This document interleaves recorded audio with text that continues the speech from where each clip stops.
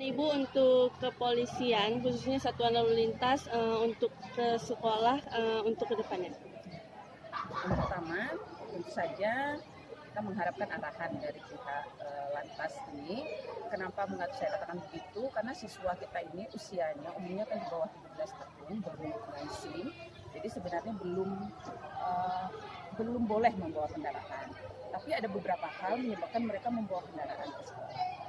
Kalau kita sampaikan kepada orang tua dan ke siswa langsung, mungkin kurang pas begitu.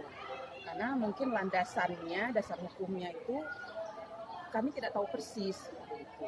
Jadi tentu saja kami harapkan kalau bisa pihak Polres, khususnya dari pihak Lantas, mungkin bisa memberikan penyuluhan sosialisasi kepada anak-anak secara berkala tentang apa itu lalu lintas, bagaimana berlalu lintas yang aman, dan juga menyampaikan mungkin ada peraturan-peraturan terbaru terkait lalu lintas ini sehingga anak-anak kita itu lebih paham ke depannya dan untuk menghindari kecelakaan lalu lintas yang sering terjadi selama ini.